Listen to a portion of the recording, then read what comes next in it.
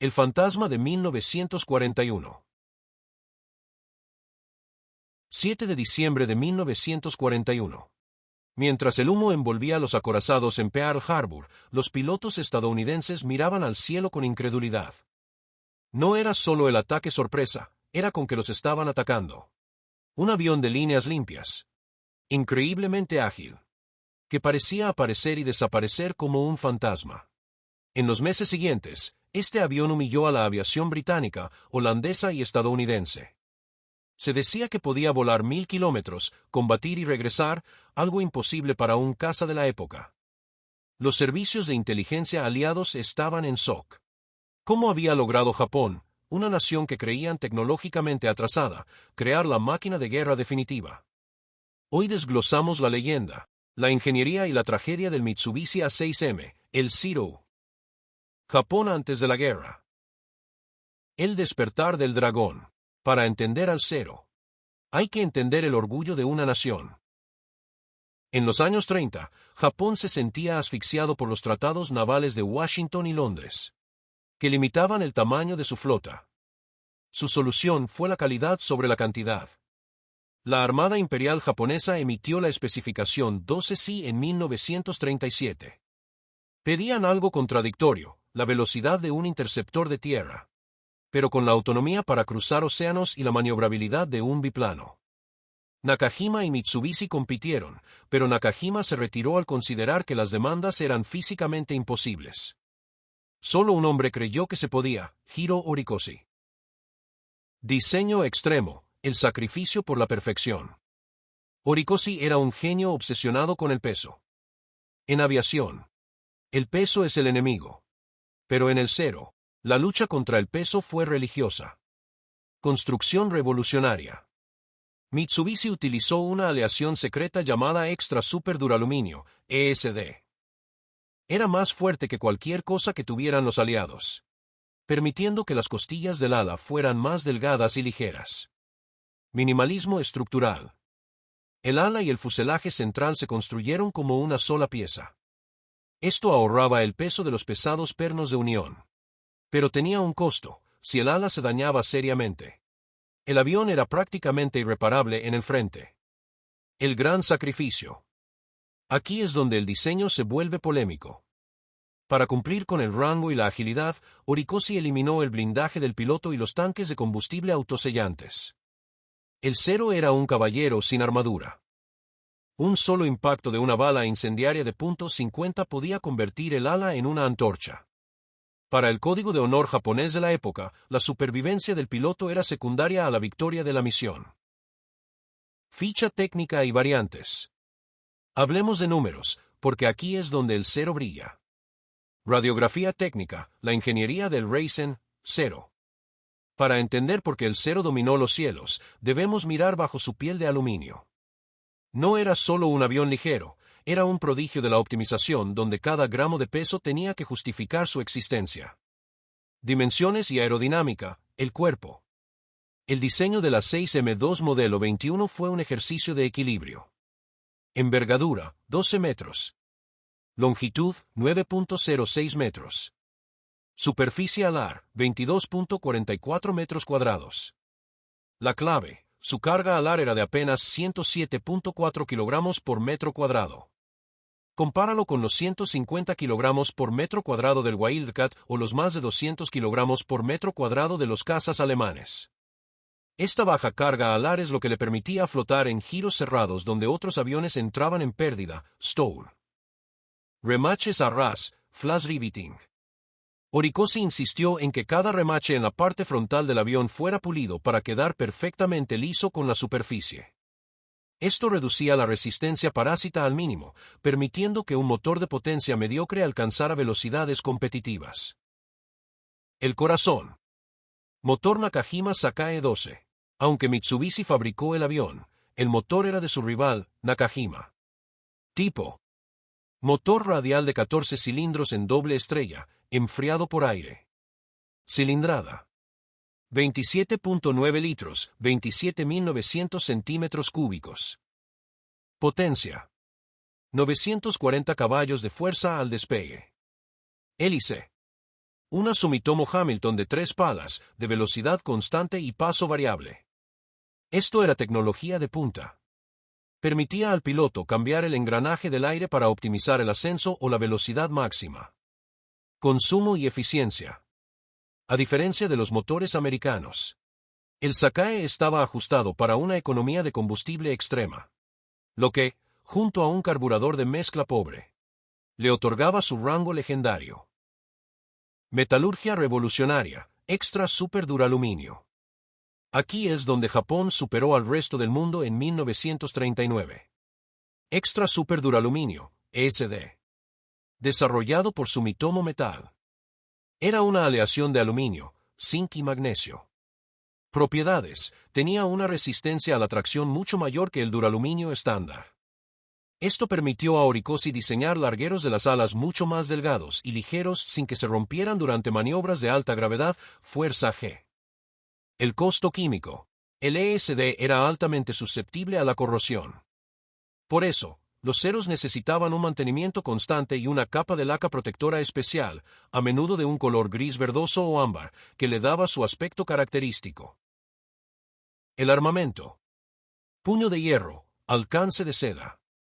El Zero fue uno de los primeros cazas embarcados en llevar cañones de serie. 2 cañones tipo 99 a 1 de 20 milímetros ubicados en las alas. Dato técnico. Tenían una cadencia de fuego lenta y una velocidad de salida baja, 600 metros por segundo. Los pilotos decían que las balas trazaban una parábola. Eran letales contra bombarderos, pero difíciles de apuntar contra cazas ágiles. Munición. Solo 60 proyectiles por cañón, en el modelo 21. Un piloto novato podía agotar su potencia de fuego en segundos. 2 ametralladoras tipo 97 de 7.7 milímetros, montadas sobre el motor. Función. Se usaban para arreglar el tiro. Cuando el piloto veía los impactos de las 7.7 milímetros, sabía que era el momento de apretar el gatillo de los cañones de 20 milímetros. Cargas externas. Podía llevar 2 bombas de 60 kilogramos bajo las alas o un tanque de combustible lanzable de 330 litros en la línea central. Rendimiento en combate, performance. Velocidad máxima, 533 km por hora a 4.550 metros de altura. Velocidad de ascenso. Podía llegar a los 6.000 metros en solo 7 minutos y 27 segundos. Superaba a casi cualquier avión aliado en la trepada inicial. Techo de servicio. 10.000 metros. El aire ralo de la alta cota no era problema para el Sakae. Autonomía máxima. Con el tanque externo y a velocidad de crucero económica, el Zero podía volar hasta 3.105 kilómetros. Podía despegar de Formosa, Taiwán, atacar las Filipinas y volver a casa. Ningún caza americano pudo hacer eso hasta 1944. El cockpit y la visibilidad. Cabina de burbuja.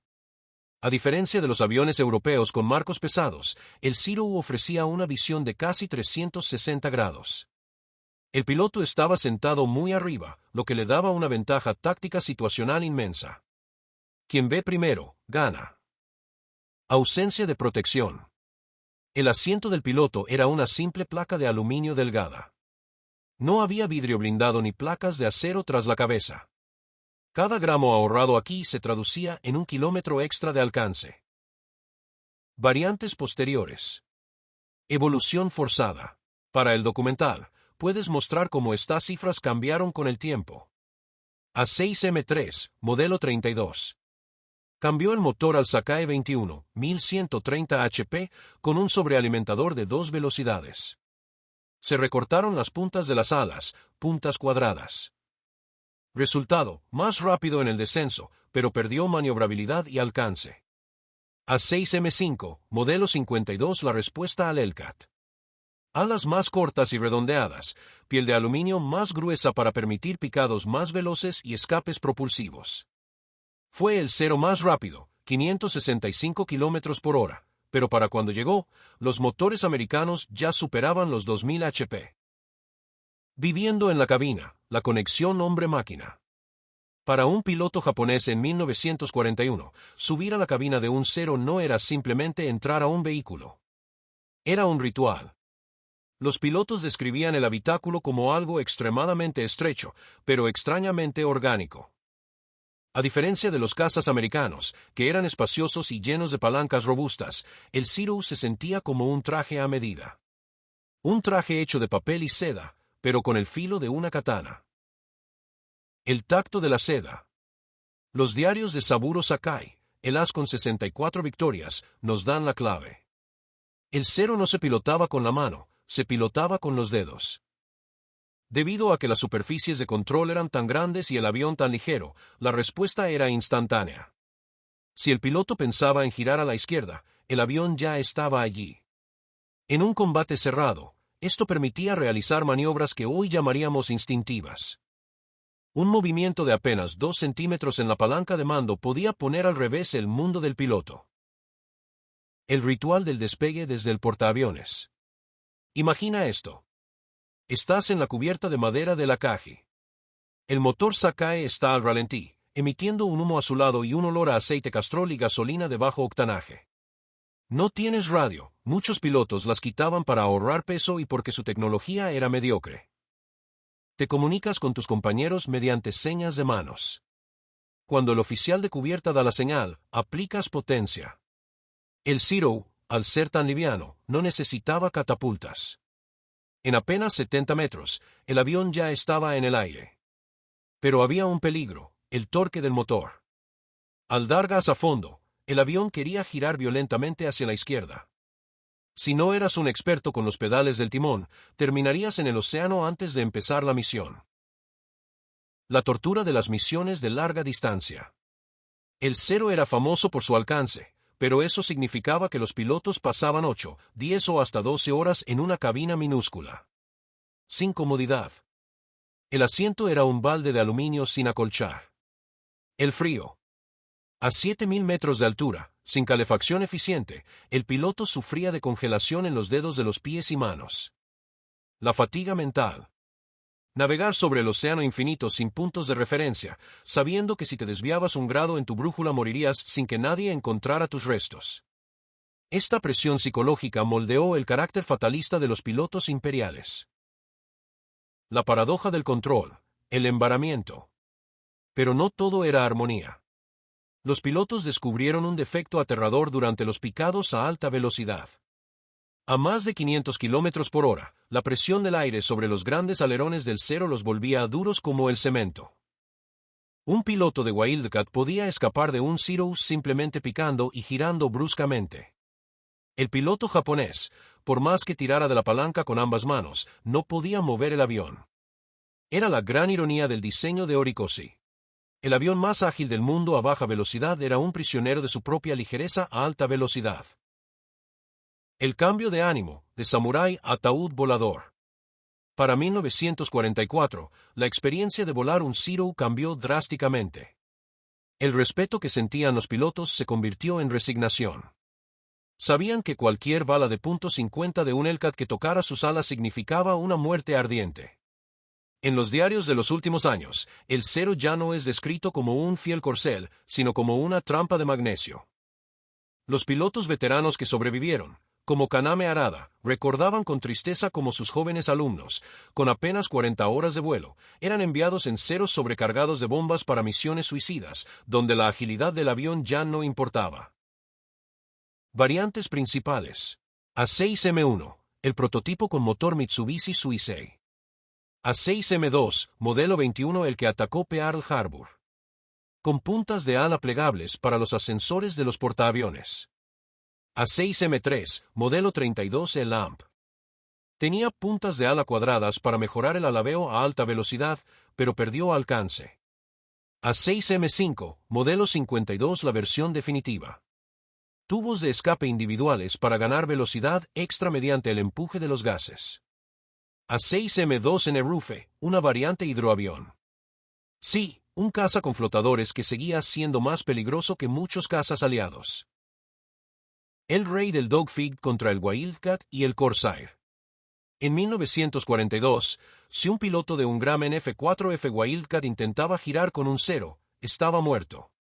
El Zero tenía una carga alar tan baja que podía dar una vuelta completa mientras el Wildcat apenas completaba la mitad. La anécdota de Saburo Sakai. El as japonés Saburo Sakai relató en sus memorias cómo el Zero se sentía como una extensión de su cuerpo. En una ocasión, fue atacado por 15 aviones enemigos y logró evadirlos a todos gracias a la respuesta instantánea del mando. Sin embargo, el Zero tenía un talón de Aquiles físico. Debido a su ligereza, si superaba los 500 km por hora, los controles se volvían extremadamente rígidos. Los pilotos estadounidenses aprendieron que no debían pelear limpio. Usaban el boom and zoom. Caer desde arriba, disparar una ráfaga y huir usando la gravedad, donde el peso del Wildcat o el Corsair les daba ventaja. El secreto revelado, el Zero de Akutan. El mito de la invencibilidad se rompió por un error. En junio de 1942, un joven piloto japonés, Tadayoshi Koga, realizó un aterrizaje forzoso en la isla de Akutan. Murió, pero su avión quedó casi intacto. La inteligencia de E.U. rescató el avión, lo reparó y lo voló. Descubrieron dos cosas críticas. El Zero no podía girar bien hacia la derecha a alta velocidad por el torque del motor. A altas velocidades, el carburador fallaba en maniobras de G negativa.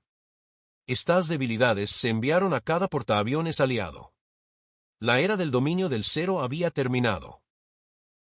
Tácticas y declive, la Touch Weave. John Touch desarrolló la famosa Touch Weave. Dos Wildcats volaban en zigzag. Cuando un Zero se pegaba a uno, su compañero lo tenía de frente para un tiro fácil. Para 1943 llegaron el F-6F Hellcat y el F-4U Corsair. Estos aviones tenían motores de 2000 caballos de fuerza, el doble que el Zero, y estaban blindados. El Zero, que no había evolucionado mucho en su motorización, pasó de ser el cazador a ser la presa. Los pilotos japoneses veteranos morían y eran reemplazados por jóvenes con apenas unas horas de vuelo. El Zero se convirtió en el ataúd de una generación. Legado histórico y conclusión. Al final de la guerra, el Zero fue usado en misiones kamikaze. Una ironía trágica. El avión diseñado para la libertad total del aire terminó sus días como un misil guiado por un humano.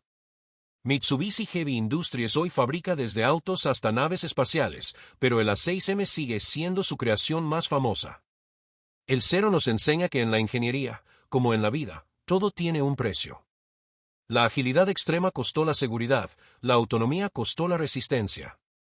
El Zero no fue solo un avión, fue la expresión máxima de una filosofía de combate que desapareció con el humo de la guerra.